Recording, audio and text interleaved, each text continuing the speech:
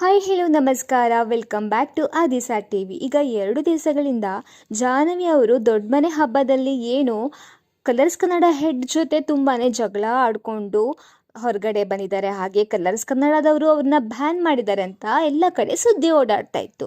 ಇದರಿಂದ ರೊಚ್ಚಿಗೆದ್ದಿರೋ ಜಾಹ್ನವಿ ಅವರು ಅವರ ಬಗ್ಗೆ ಯಾರ್ಯಾರು ಕೆಟ್ಟದಾಗಿ ಈ ಥರ ನ್ಯೂಸ್ನ ಮಾಡಿದಾರೋ ಅವರ ವಿರುದ್ಧ ಕೊಡಿಗೆಹಳ್ಳಿ ಪೊಲೀಸ್ ಸ್ಟೇಷನ್ನಲ್ಲಿ ಕಂಪ್ಲೇಂಟ್ ಕೊಟ್ಟಿದ್ದಾರೆ. ಈ ಥರ ನನ್ನ ಬಗ್ಗೆ ಸುಳ್ಳು ಸುದ್ದಿ ಹಬ್ಬಿಸ್ತಾ ಇರೋರಿಗೆ ತಕ್ಕ ಶಾಸ್ತ್ರಿ ಆಗಲೇಬೇಕು ಅಂತ ಪೊಲೀಸರಲ್ಲಿ ಕೇಳ್ಕೊಂಡಿದ್ದಾರೆ. ಹಾಗೆ ಬಿಗ್ ಬಾಸ್ ಫಿನಾಲಲ್ಲಿ ಇವರು ಕಾಣಿಸ್ಕೊಂಡಿಲ್ಲ ಅನ್ನೋದು ತುಂಬಾ ಇಂಪಾರ್ಟೆಂಟ್ ಆಗುತ್ತೆ. ಏನಕ್ಕೆ ಅಂದರೆ ಬಿಗ್ ಬಾಸ್ ಫಿನಾಲಲ್ಲಿ ಆಲ್ಮೋಸ್ಟ್ ಎಲ್ಲರೂ ಬಂದಿರ್ತಾರೆ. ಆದರೆ ಜಾಹ್ನವಿ, ಚಂದ್ರಪ್ರಭಾ ಹಾಗೆ ಮಂಜು ಭಾಷಿಣಿ ಅವರು ಬಂದಿರಲಿಲ್ಲ. ಚಂದ್ರಪ್ರಭಾ ಬರದೇ ಇರೋ ರೀಸನ್ನು ಗೊತ್ತಿಲ್ಲ. ಹಾಗೆ ಜಾಹ್ನವಿ ಅವರು ಕೂಡ ಯಾಕೆ ಬಂದಿಲ್ಲ ಅಂತ ಯಾರಿಗೂ ಗೊತ್ತಿರಲಿಲ್ಲ. ಮಂಜು ಭಾಷಿಣಿ ಅವರಂತೂ ಔಟ್ ಆಫ್ ಕಂಟ್ರಿ ಇದ್ರು ಅಂತ ಎಲ್ಲರಿಗೂ ಗೊತ್ತಿತ್ತು. ಅದಕ್ಕೋಸ್ಕರ ಈ ಜಾಹ್ನವಿ ಯಾಕೆ ಬರಲಿಲ್ಲ ಅಂತ ಇದಕ್ಕೆ ಮತ್ತೆ ದೊಡ್ಡ ಮನೆ ಹಬ್ಬದಲ್ಲೂ ಎಲ್ಲೂ ಕಾಣಿಸ್ಕೊಂಡಿಲ್ಲ. ಅವರು ಫಸ್ಟ್ ಫ್ರೇಮಲ್ಲಿ ಎಲ್ಲೋ ಕಾಣಿಸಿದ್ರು, ಆಮೇಲೆ ಎಲ್ಲೂ ಕಾಣಿಸ್ಲೇ ಇಲ್ಲ ಅಂತ ಜನರೆಲ್ಲ ಕೇಳ್ತಾ ಇದ್ರು. ಅದಕ್ಕೆ ಕರೆಕ್ಟಾಗಿ ಇವಾಗ ಓಡಾಡ್ತಾ ಇರೋ ನ್ಯೂಸ್ ಕೂಡ ತಳಗೆ ಹಾಕ್ಕೊಂಡಿದ್ರು. ಇವಾಗ ನೋಡಿ, ಜಾಹ್ನವಿ ಅವರು ಏನೇ ನ್ಯೂಸ್ ಓಡಾಡ್ತಾ ಇದ್ರು ಅದ್ರ ಬಗ್ಗೆ ಏನೂ ಮಾತಾಡಿರಲಿಲ್ಲ.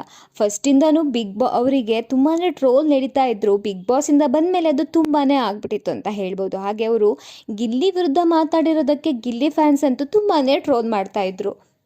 ಆದರೆ ಅದಕ್ಕೆ ಏನಕ್ಕೂ ತಲೆ ಕೆಡಿಸ್ಕೊತಾ ಇರಲಿಲ್ಲ ಜಾಹ್ನವಿ ಅವರು. ಆದರೆ ಇವಾಗ ಏನಕ್ಕೆ ಪೊಲೀಸ್ ಸ್ಟೇಷನ್ಗೆ ಕಂಪ್ಲೇಂಟ್ ಕೊಟ್ಟಿದ್ದಾರೆ ಅಂದರೆ, ಇಂಥವರು ಬಿಟ್ಟರೆ ಜಾಸ್ತಿ ಆಗ್ತಾರೆ. ಅವರ ವ್ಯೂಸಿಗೋಸ್ಕರ ಇವರು ಇದೇ ಥರ ಎಲ್ರಿಗೂ ಬೇರೆ ಬೇರೆ ಕೆಟ್ಟ ಸುದ್ದಿಗಳನ್ನು ಪ್ರಸಾರ ಮಾಡ್ತಾ ಇರ್ತಾರೆ. ಇವ್ರನ್ನ ಇಲ್ಲೇ ತಡೆದೇ ಹೋದರೆ ಇನ್ನು ಮುಂದೆ ತುಂಬಾ ಈ ಥರ ಕೆಟ್ಟದಾಗಿ ಪ್ರಸಾರ ಮಾಡ್ತಾರೆ. ಅದಕ್ಕೆ ಪೊಲೀಸ್ ಕಂಪ್ಲೇಂಟ್ ಕೊಟ್ಟೆ ಅಂತ ಹೇಳ್ತಾ ಇದ್ದಾರೆ ಜಾಹ್ನವಿ ಅವರು.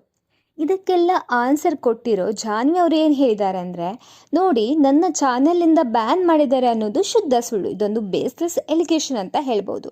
ಕೇವಲ ವ್ಯೂಸ್ ಮತ್ತು ಹೊಟ್ಟೆಪಾಡಿಗಾಗಿ ಕೆಲವು ಯೂಟ್ಯೂಬ್ ಚಾನೆಲ್ಗಳು ಮತ್ತು ಇನ್ಸ್ಟಾಗ್ರಾಮ್ ಪೇಜು ಈ ಸುದ್ದಿನ ಸುಳ್ಳು ಹರಡ್ತಾ ಇದ್ದಾರೆ. ಈ ಸುದ್ದಿ ಹರಡ್ತಿರೋರು ಪೊಲೀಸ್ ಸ್ಟೇಷನ್ಗೆ ಕಂಪ್ಲೇಂಟ್ ಕೊಟ್ಟರೆ ಎಲ್ಲ ಸರಿ ಆಗುತ್ತೆ. ಆಮೇಲೆ ನಾನು ಏನಕ್ಕೆ ಬಿಗ್ ಬಾಸ್ ಫಿನಾಲೆಗೆ ಬಂದಿರಲಿಲ್ಲ ಅಂದರೆ, ನನಗೆ ಅವತ್ತು ಸಕಲೇಶ್ಪುರದಲ್ಲಿ ನನ್ನ ಕಾಸ ದೊಡ್ಡಪ್ಪನ ಮಗನ ಮದುವೆ ಇತ್ತು. ಅದಕ್ಕೋಸ್ಕರ ಅದನ್ನ ಬಿಡೋಕ್ಕಾಗಲ್ಲ ಅಂತ ನಾನು ಚಾನೆಲ್ ಅವ್ರನ್ನ ರಿಕ್ವೆಸ್ಟ್ ಮಾಡಿಕೊಂಡು ಹೋಗಿ ಬಂದಿದ್ದೀನಿ.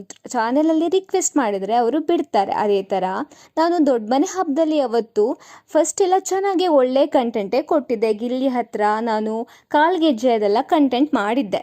ಅದನ್ನು ಟೆಲಿಕಾಸ್ಟಲ್ಲಿ ಏನಕ್ಕೆ ತೋರಿಸಿಲ್ಲ ಅಂದರೆ, ಎಲ್ಲ ಶೋದಲ್ಲೂ ಅಷ್ಟೇ ಅವರು ಮಾಡಿರೋ ಎಲ್ಲದನ್ನೂ ತೋರಿಸಲ್ಲ. ಎಡಿಟಿಂಗಲ್ಲಿ ತುಂಬಾ ಎಡಿಟ್ ಆಗುತ್ತೆ. ಅದೇ ಥರ ಇದು ನಾನು ಮಾಡಿರೋ ಕಂಟೆಂಟು ಎಡಿಟ್ ಆಗಿದೆ ಅಷ್ಟೇ. ಹೀಗೆ ಏನೇನೋ ಮಾಡ್ತಾ ಇರುವಾಗ ನಾನು ಆ್ಯಕ್ಚುಲಿ ಅವತ್ತು ಸಂಕಷ್ಟಕಾರಿ ಚತುರ್ಥಿ ಇತ್ತು, ನಾನು ಉಪವಾಸದಲ್ಲಿದ್ದೆ.